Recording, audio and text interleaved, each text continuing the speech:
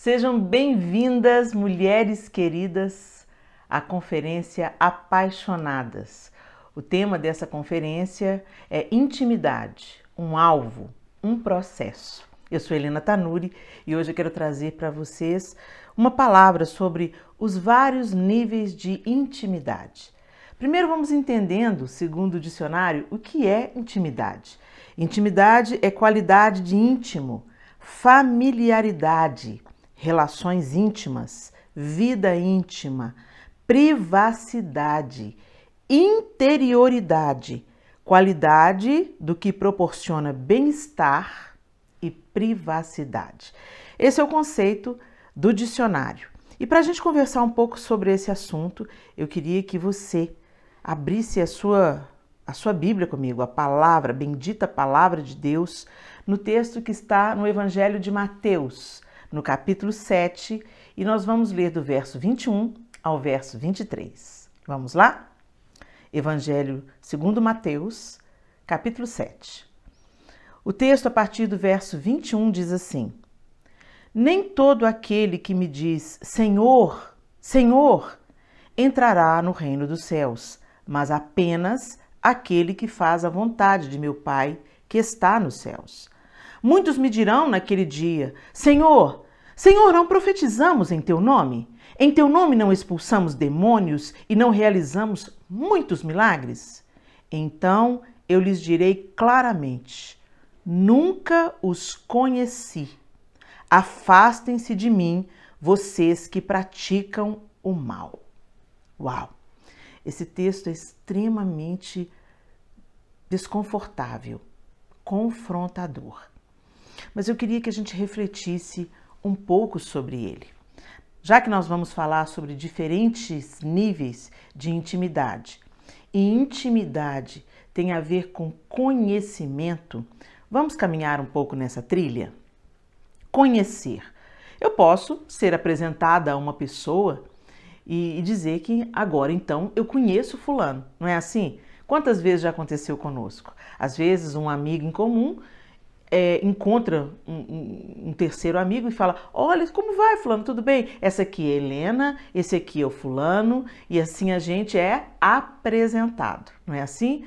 E ali naquela primeira conversa, naquele primeiro contato, é muito comum, às vezes, dependendo do ambiente e dependendo da oportunidade, a gente tomar contato com as primeiras informações sobre aquela pessoa. Então, numa conversa informal, eu posso descobrir se aquela pessoa é solteira, casada, eu posso descobrir se ela tem filhos ou não, eu posso descobrir a área de atuação dela, qual a sua vocação, qual a sua profissão, o seu ministério, o seu chamado, as suas áreas de interesse. Não é? A partir de um papo ali, de um primeiro encontro, numa festa, num churrasco, na igreja, num acampamento, eu posso, então, ter esse primeiro contato, tomar algumas informações a respeito dessa pessoa.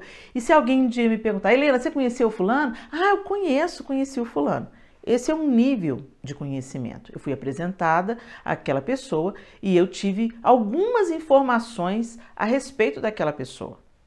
Pode ser também que eu goste tanto de uma pessoa que eu busque informações sobre a vida dela. Isso acontece hoje muito nesses dias que a gente vê aí tantas celebridades, né? Então, às vezes a gente gosta de um ator, de uma atriz, de um cantor, de uma cantora, e aí a gente começa a apreciar o trabalho desse artista, por exemplo, e aí te vem aquela curiosidade pela vida íntima daquele ícone. Então, você quer saber quanto que ele...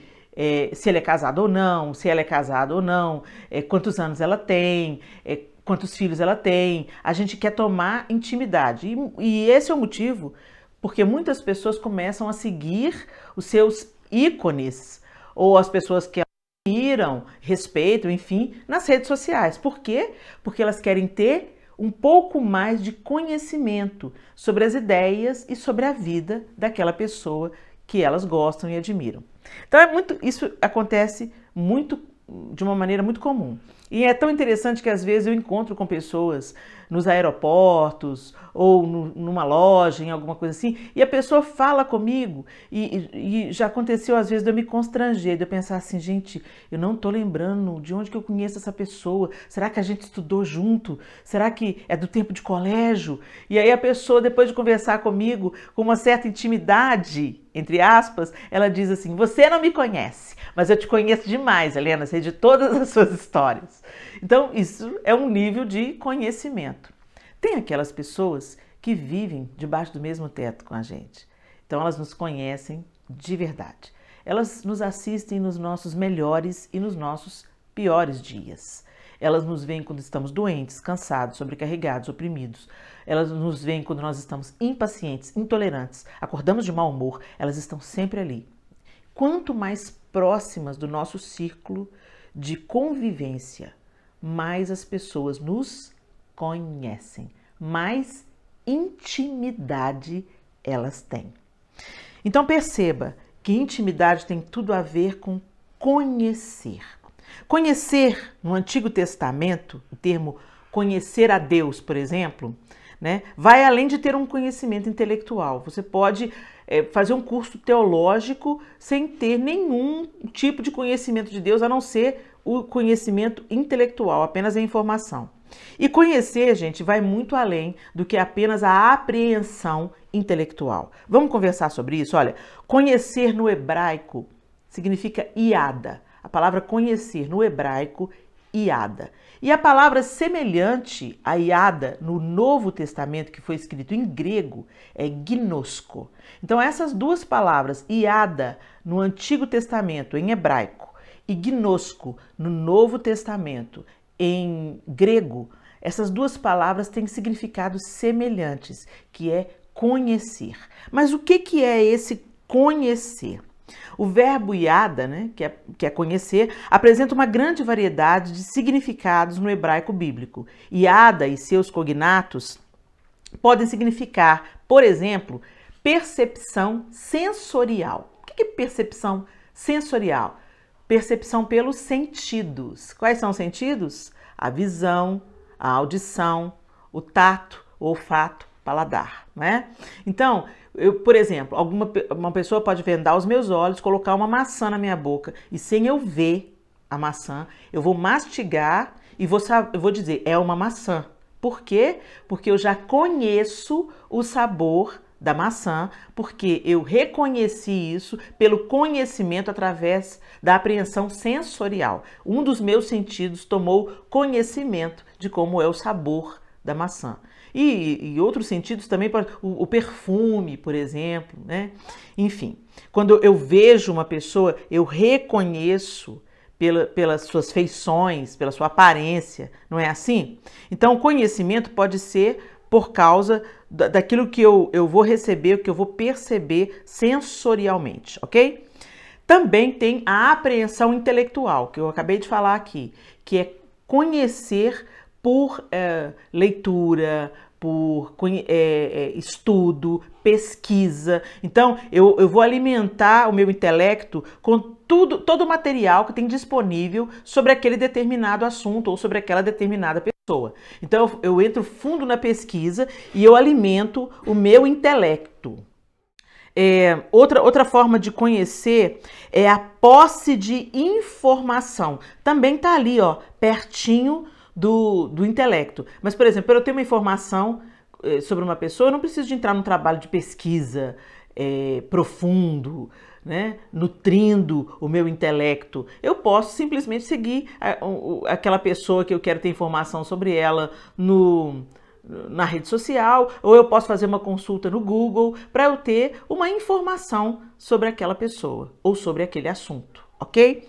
Também, iada aí pode significar habilidade, informação, a posse de informação ou fatos que podem ser aprendidos. Fatos que podem ser aprendidos, como que é isso, Helena?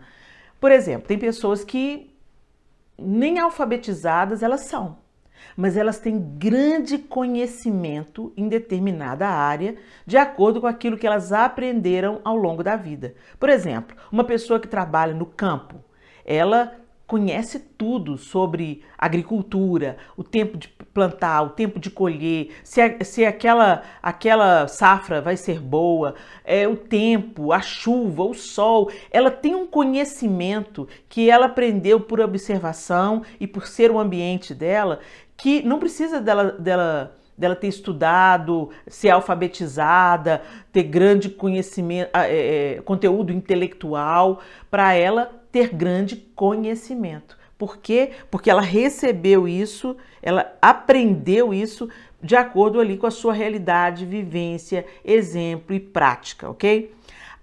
E aí fala da próxima parte, habilidade prática. Né?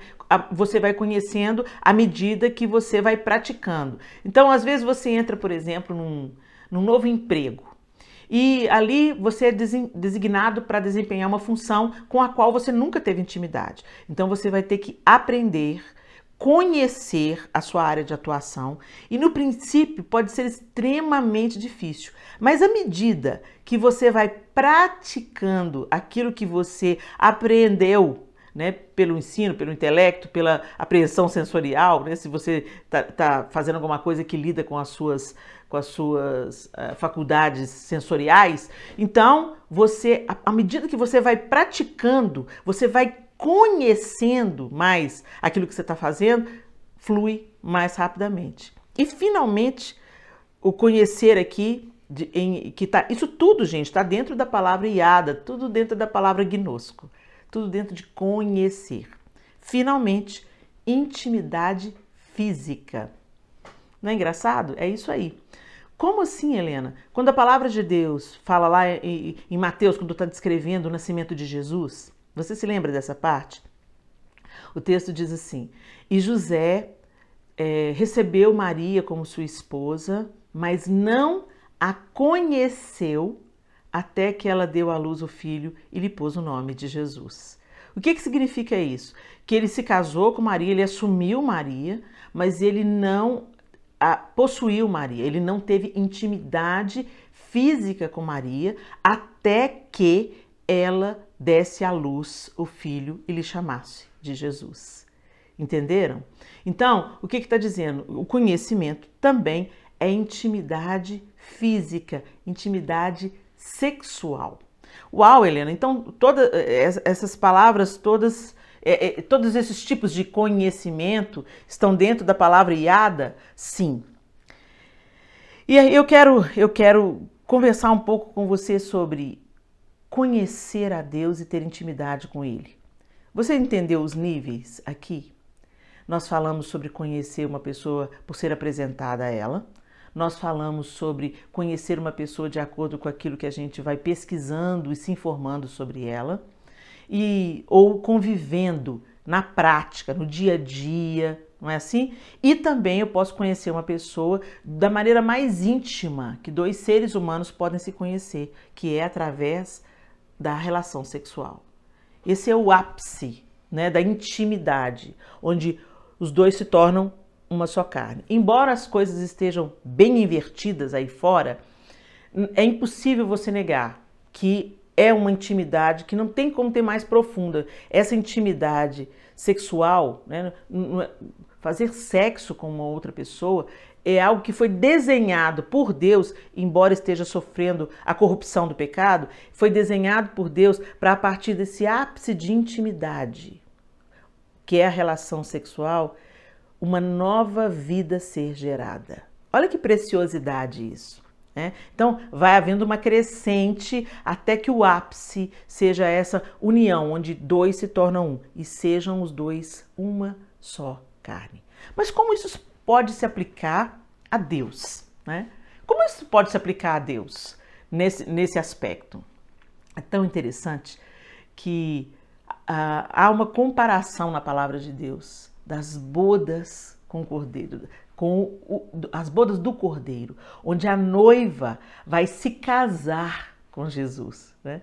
Então eu acredito que o envolvimento sexual, o prazer que a relação sexual hoje gera, é apenas um vislumbre da alegria e plenitude que nós vamos experimentar quando a noiva e o cordeiro se tornarem um. Onde palavra de Deus vai se cumprir e a noiva, que é a igreja, vai reinar ao lado de Cristo, Rei majestoso, onipotente, onipresente, onisciente, e ele reinará para sempre. Quando Deus forma a igreja, né, pelo sacrifício de Jesus, Deus suscita a igreja, os seguidores de Cristo, a igreja. Deus Pai estava providenciando uma noiva para Jesus, uma esposa para Jesus.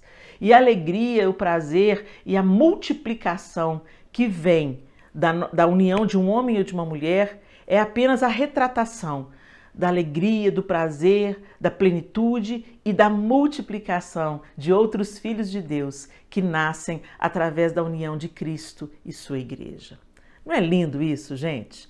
Então vamos pensar. O que a Bíblia diz sobre conhecer a Deus, sobre buscar essa intimidade com Deus? O primeiro texto que a gente leu em Mateus falou assim que não é todo aquele que acredita que tem intimidade que tem.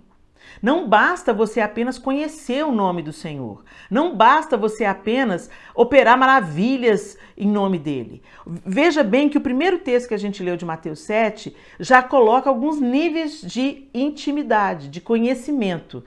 Nem todo aquele que me diz Senhor, Senhor, entrará no reino dos céus. Mas aquele que chama Deus de Senhor significa que já teve algum tipo de contato com a divindade, com o eterno, com entender que há um Deus que está assentado em um alto sublime trono, criador de todas as coisas, porque chama de Senhor. Então, esse nível superficial de conhecer a Deus, de saber que Ele é Deus, de saber que Ele é Criador e até com os nossos lábios confessarmos que Ele é Senhor, não significa que nós tenhamos intimidade com Ele. O próximo passo aqui do mesmo texto diz assim: Senhor, não profetizamos em teu nome? Em teu nome não expulsamos demônios e não realizamos muitos milagres? Esse é um outro nível. O primeiro fala, admite que Deus é Senhor, que Ele é Criador. Então a pessoa fala, graças a Deus, o Senhor é Deus, Deus é bom. Isso é um nível. O outro nível é, eu começo a agir em nome de Deus. Então, eu vou expelir demônios em nome de Deus. Eu vou orar para que haja milagre, para que haja cura em nome de Jesus. Né? Então, eu estou usando o nome de Deus para executar alguma coisa. Quer dizer, eu tomo posse de uma autoridade outorgada, ensinada pela palavra de Deus, e que me dá autoridade sobre demônios e orar por enfermos, e eu me movo nessa direção e eu ajo nessa direção. Mas o texto está dizendo que isso também não basta. Não basta você ter Deus nos seus lábios e não basta trabalhar para Deus. Percebe? São níveis de intimidade, de conhecimento e de intimidade. Então, aqui eu estou no nível do conhecimento superficial. Eu conheço Deus, eu já ouvi falar de Deus, eu uso o nome de Deus, eu dou graças a Deus, eu reconheço que Deus é o Criador, que Deus é Deus. No segundo nível, eu trabalho para Deus, eu faço coisas na minha vida em nome de Deus.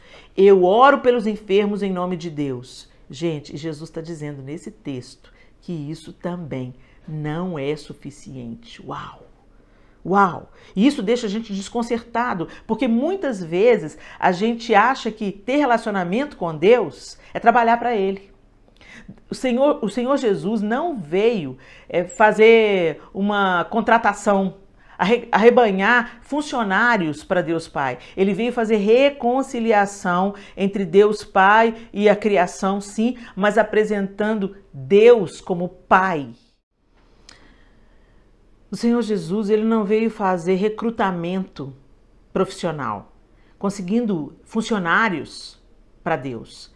Ele veio fazer reconciliação entre Deus, Criador e criatura, mas também não apenas Criador e criatura, mas apresentar um Deus que é Pai. Jesus vem para fundar um novo tipo de relacionamento entre o Deus Criador e suas criaturas. Agora, Pai e filhos. Filhos adotados. Filhos que foram feitos filhos pelo poder do sacrifício da cruz. Jesus, o primogênito entre muitos irmãos. É isso que a Bíblia diz. Lá no Evangelho de João, capítulo 17, verso 3, o texto diz assim: esta é a vida eterna, que te conheçam, o único Deus verdadeiro, e a Jesus Cristo, a quem enviastes. Então presta atenção, o desejo de Deus é que nós nos aproximemos dele. Ele envia o seu Filho, ele reconstrói o caminho, a ponte. Jesus faz reconciliação. Reconciliação, gente, é entre relacionamento. Reunir novamente aquilo que havia sido separado pelo pecado. Jesus veio então reconciliar para que o homem passasse a viver novamente uma intimidade com Deus, assim como acontecia antes da queda. Lá no jardim, Deus Pai tinha intimidade com o homem, com a mulher no jardim. Tinha relacionamento, tinha amizade com o homem e com a mulher. E Jesus veio então para reconciliar com Deus Pai o mundo, a criação, as criaturas. Inaugurando esse relacionamento do Deus Criador agora como Pai. Jesus ensina a oração do Pai Nosso. Pai Nosso, não é Pai meu, é Pai Nosso que estás nos céus, santificado seja o teu nome, venha o teu reino, seja feita a tua vontade. Ou seja, Jesus abre o caminho, Jesus reconstrói a ponte, Jesus religa, reconcilia. Para quê? Para que a gente volte a viver intimamente um relacionamento com Deus. Mas a gente continua na superfície. A gente continua só na fase 1. A gente continua falando Senhor, Senhor. A gente reconhece que Ele é Deus. A gente sabe que Ele é Senhor. A gente sabe que Ele é Criador. Nós até trabalhamos para Ele. Fazemos a obra dEle. E o que Jesus disse no texto de Mateus é: fiquem longe de mim, porque eu nunca vos conheci, eu nunca tive intimidade com vocês. Presta atenção, gente, que palavra séria, que palavra confrontadora. Não basta você entender que Deus é Deus, reconhecer que Ele é Senhor com os seus lábios. Não basta você trabalhar para Deus, praticando o que é certo. Não basta. Você precisa se achegar a Deus. É isso que está dizendo aqui no texto que nós acabamos de ler. Essa é a vida eterna. Esta é a vida eterna. Que te conheçam, o único Deus verdadeiro e Jesus a quem enviaste. Isso está em João capítulo 17, no verso 3. Esta é a vida. Que você se aproxime novamente, que você conheça, que você tenha intimidade. Gente, quanto mais intimidade com uma pessoa a gente tem, às vezes a gente dispensa palavras. Eu estou casada com o João, tem 30 anos. Tem hora que a gente não precisa se falar. A gente já tem tanta intimidade, tanta conexão. Tem hora que a gente fala as coisas ao mesmo tempo. A gente fala frases inteiras ao mesmo tempo. Um está muito misturado com o outro. Esse é o propósito de Deus. Que a gente esteja num casamento com Ele, cada dia mais íntimos, cada dia mais próximos, de uma maneira que a gente fale a mesma língua, que a gente se expresse da mesma forma, que a gente derrame, manifeste o mesmo amor, a mesma graça. Não é um relacionamento independente. Perceba, gente, foi na autossuficiência, no desejo de independência, que a nossa queda, nossa ruína começou como seres humanos. Lá no jardim, a proposta para a mulher foi: o que é que Deus disse? Que do dia que você comesse da árvore do conhecimento do bem e do mal, que você ia morrer? Mas é claro que você não vai morrer. Você vai ser como Deus. Olha que mentira. Que mentira. Porque para nós sermos como Deus, nós temos que estar numa relação íntima com Ele. Não de desobediência, de parceria, de obediência, de submissão, entendendo que Ele é Deus e nós somos criaturas, que Ele é Pai e nós somos filhos. E nessa relação de amor, nós nos deixamos ser cuidados, nós nos deixamos ser protegidos. Nós não tememos obedecer porque entendemos que Deus é amor e que Ele não só nega bem algum, que Ele não poupou o seu próprio Filho para nos ter de volta para si e que Ele não vai fazer nada para nos machucar, para nos ferir, para nos corromper, para nos matar. Deus é vida, Deus é amor e Ele envia o caminho para que a gente volte-se para Ele.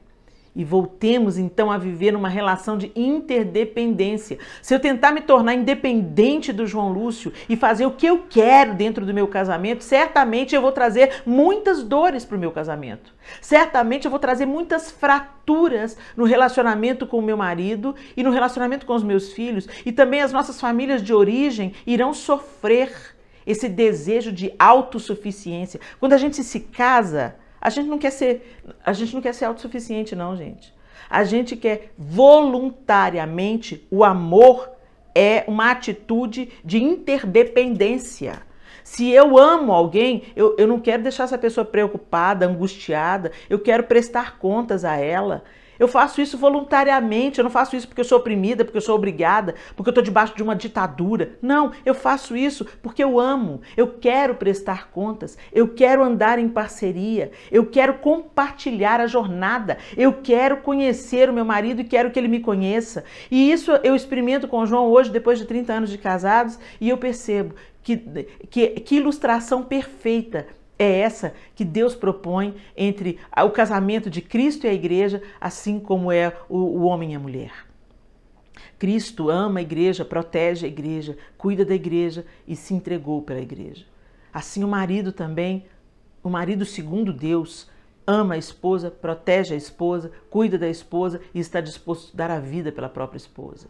E a esposa, para ela não é um fardo se submeter, obedecer, prestar contas, dividir a vida, não ter segredos. Por quê? Porque ela é cuidada, ela é protegida, ela é amada. Deus já provou o seu amor para conosco. Ele é perfeito. Nossos relacionamentos humanos, eles podem ser extremamente frustrantes. Por quê? Por causa da humanidade, por causa do pecado, por causa da desobediência, até a própria palavra de Deus. Mas o nosso relacionamento com Deus não experimenta isso, porque Deus cumpre todos os requisitos. Ele não deixa a desejar. Deus é pleno, Deus é perfeito, Ele é amor, Ele é majestade, Ele é verdade, Ele é graça, Ele é favor e Ele já provou o seu amor para conosco por ter Cristo morrido na cruz, sendo nós ainda pecadores. E Ele nos convida então agora vem, eu já fiz tudo, eu já coloquei tudo, eu já pus a mesa, eu estou te convidando para o banquete, vem viver como meu filho. Vem viver como minha filha, vem ter intimidade comigo, vem me conhecer. E à medida, gente, que a gente conhece o amado da nossa alma, à medida que nós caminhamos com Cristo, nós vamos nos tornando semelhantes a Ele. Sabe, você não vê uma jabuticabeira fazendo força para dar jabuticaba. É da natureza da jabuticabeira produzir jabuticabas. Da mesma forma, o fruto do Espírito começa a fluir em nós quando nós vivemos num nível de intimidade com Cristo, que é o desejado das nossas almas. A partir dessa intimidade com Cristo, os frutos, o amor, a paz, a alegria, a bondade, a benignidade, o domínio próprio, eles vão florescendo naturalmente. Não é forçado. Você não precisa ser, que dificuldade para eu ter domínio próprio, que dificuldade para eu ter paz. Não, porque você está em tanta interação, em tanta intimidade com o Senhor, que as coisas fluem. Eu não fico fazendo força ensaiando com o João para a gente falar junto. Eu não fico fazendo força para o João entender os meus sinais no olhar. A intimidade já fez isso. Então, é o relacionamento. E as pessoas que vão se aproximando de nós, elas até já falaram, engraçado, vocês são tão parecidos. Tem hora que vocês ficam até aparentemente parecidos. E é isso. Esse é o plano de Deus, que a intimidade com Ele gere filhos de Deus semelhantes a Cristo sobre a face da terra. Lá em Provérbios, no verso 3, eu também quero deixar essa palavra no seu coração. Um conselho de sabedoria. Confie no Senhor de todo o seu coração e não se apoie em seu próprio entendimento. Reconheça o Senhor em todos os seus caminhos e ele endireitará as suas veredas. Aqui o termo hebraico que foi usado para reconhecer também é iada. Reconheça o Senhor, identifique o Senhor, veja o Senhor em todos os seus caminhos. Senhor, isso que eu estou fazendo é do agrado do Senhor? Isso está de acordo com os teus mandamentos, com os teus princípios, com a tua vontade para mim? Reconheça o Senhor em todos os seus caminhos. Conhecer a Deus, ter intimidade com Deus, é estar num relacionamento correto com Ele, com características de amor, de confiança, de respeito, de comunicação com Deus. Como a gente quer ter intimidade com Deus se a gente não fala com Ele? Para eu ter intimidade com o João, eu tenho que conversar com ele. Não é assim? E às vezes a gente fala para alguém assim, olha, você vai ter que orar para o resto da sua vida.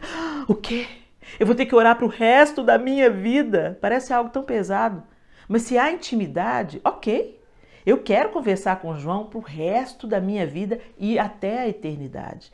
Não é pesado para mim querer conversar com o João, querer confessar para o João os meus conflitos, as minhas dores, os meus problemas, querer compartilhar com o João as minhas alegrias, contar para ele as novidades, contar para ele as vitórias. Não é uma dificuldade.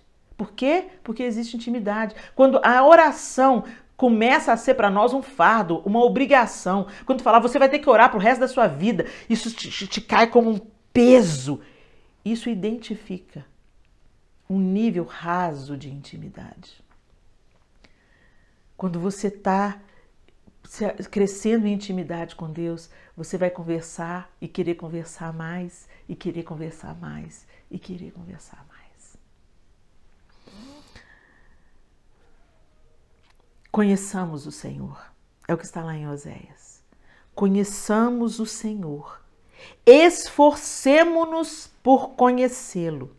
Tão certo como nasce o sol, ele aparecerá, virá para nós como as chuvas de inverno, como as chuvas de primavera que regam a terra. Aproxime-se do Senhor. Vinde, voltemos ao Senhor. Conheçamos o Senhor. Esforcemo-nos por conhecê-lo. Como assim, Helena? Esforcemo-nos. Sim, quando você quer conhecer uma pessoa intimamente, você se lembra, você que é casada, ou você que namora ou já namorou em algum momento da sua jornada, você já experimentou assim, quando você conhece uma pessoa e você está interessada nela, você faz tudo para promover o encontro. Não é assim? Você faz tudo para querer compartilhar os momentos. Aí arruma 1000 desculpas. Você começa a frequentar a mesma academia, frequentar a mesma igreja, entra no mesmo grupo, entra no coral para ficar mais perto, quer comer junto, marca um almoço, marca um café. Não é assim? Você busca tempo e oportunidade. Nem que seja necessário você se esforçar para isso. Às vezes você tem que fazer um malabarismo assim para você organizar o seu dia, os seus horários, mas para conseguir estar com aquela pessoa, conseguir jantar com ela, ir no cinema juntos, ou nem que seja um telefonema, parar um tempo no dia para conversar um pouco, não é assim? Da mesma maneira, se nós queremos entrar em intimidade com Deus, nós vamos ter que investir tempo. Se nós queremos aumentar o nível da nossa intimidade, nós vamos ter que conversar mais, nós vamos ter que ouvir mais através da palavra. Né? Não é a leitura da Bíblia, gente, não é simplesmente para a gente cumprir um ritual, não. Não é simplesmente para a gente ficar com o ego inflado, nos achando muito espirituais, porque estamos com a leitura bíblica em dia. Não, a motivação não deve ser essa. A motivação é, eu quero ler a palavra de Deus porque eu quero conhecer as nuances do caráter do meu amado. Eu quero saber como Deus pensa, como Deus age, como Ele fez e como Ele continua fazendo. Eu quero aprender Deus intelectualmente, mas eu também quero tocar Deus, eu quero sentir Deus, eu quero discernir a presença de Deus. E para isso eu vou ter que me esforçar, eu vou ter que investir tempo, eu vou ter que buscar. Buscar-me-eis e me encontrareis quando me buscardes de todo o vosso coração. Gente, tudo que realmente vale a pena na vida exige esforço. Tudo que vem muito fácil a gente não valoriza, já notou? Tudo que vem muito fácil, às vezes a gente não mede o valor que aquilo tem, porque não te custou nada. Você não precisou de se esforçar, não é assim? Por isso que muitas vezes nós crescemos em intimidade com Deus em dias cinzentos, em dias difíceis, em dias tenebrosos, em dias de luto, em dias de luta. Nós conhecemos Deus porque muitas vezes é nesse momento que nos falta tudo, é que nós nos lembramos e nos voltamos para a fonte da vida, a fonte do amor, a fonte da compaixão, da misericórdia. É dele que vêm as nossas forças. É dele que vem o fôlego de vida. E quantas vezes a gente passa uma vida inteira sem perceber isso? Que não seja assim com você. Que você não fique só na praia. Que você faça um curso de mergulho, compre a roupa, os pés de pato e vá para as profundezas. Ninguém que conhece o fundo do mar encara o mar da mesma forma. Não é como o que só pega sol na praia. Ele tem uma outra perspectiva. Sim, ele conhece a praia, ele desfruta a praia, mas ele não ficou só na praia. Ele entrou em águas mais profundas. Embora a gente saiba que o fundo do mar, o profundo, o lugar mais fundo do mar, o ser humano nunca chegou lá. Já foi à Lua, mas não foi no ponto mais profundo do mar. Da mesma maneira, nós não vamos conseguir chegar na profundeza do eterno, conhecer coisas misteriosas e ocultas que nós não fazemos nem ideia, nem temos capacidade para alcançar tanto. Mas não fique satisfeito só com a praia. Vá para o profundo, faz o curso de mergulho. Você vai descobrir coisas inusitadas e lindas. Coisas que aqueles que estão na praia nunca vão ver. Talvez por fotografia. E não é a mesma coisa. Não é a mesma coisa você experimentar, você tocar, você participar e você ficar apenas sabendo. A porta está aberta. O caminho é Cristo. Ele já te deu a chave de casa para que você reconstrua a intimidade com o Pai. Vamos crescer em intimidade? Quero ir mais fundo, mais fundo, mais fundo no teu amor, Senhor. Vamos orar? Senhor, nós te bendizemos, glorificamos o teu santo e poderoso nome. Deus, que lindo é saber que o Senhor estendeu a tua mão, que o Senhor enviou o teu Filho, que o Senhor reconstruiu a ponte, o Senhor enviou o caminho, a verdade e a vida, para que todo aquele que crer no Senhor Jesus volte para casa, volte para a intimidade, para o relacionamento íntimo, profundo e verdadeiro. Senhor, nós não queremos ser contados com aqueles que têm o Senhor nos lábios, ou ser contados com aqueles que trabalham para o Senhor. Nós queremos ser contados como aqueles que te conhecem intimamente, aqueles que ouvirão naquele grande dia: vinde, benditos de meu Pai, entrai na posse do reino que vos está preparado desde a fundação do mundo. Ó Deus, é isso que nós queremos ouvir. Nos ensina, nos ajuda pelo poder do teu Espírito Santo a ter mais sede, mais fome, a te buscar, não apenas buscar as suas dádivas, os seus presentes, mas buscar quem o Senhor é. Buscar o seu caráter, buscar a sua santidade, buscar a intimidade, a delícia da intimidade. Queremos ser como o Senhor é. À medida que caminhamos com o Senhor, queremos, Senhor, falar como o Senhor fala, olhar como o Senhor olha. Oh, Senhor, ajuda-nos. Nós não queremos independência, nós queremos dependência. Queremos depender do teu amor, depender da tua graça, depender do teu cuidado, porque é nessa dependência que seremos forjados semelhantes ao Senhor. Eu oro por cada uma das minhas irmãs e peço sobre elas a tua bênção, Senhor. Aquela que está aflita, aquela que está desamparada, aquela que está desanimada, aquela que foi decepcionada e ferida. Eu te peço, Deus, em nome de Jesus, que na intimidade com o Senhor, na busca e no crescimento dessa intimidade, elas sejam totalmente restauradas, curadas, levantadas e se tornem semelhantes ao Senhor, enquanto elas viverem nessa terra, até ser dia perfeito, o dia que nós veremos o Senhor. Então seremos finalmente como o Senhor é.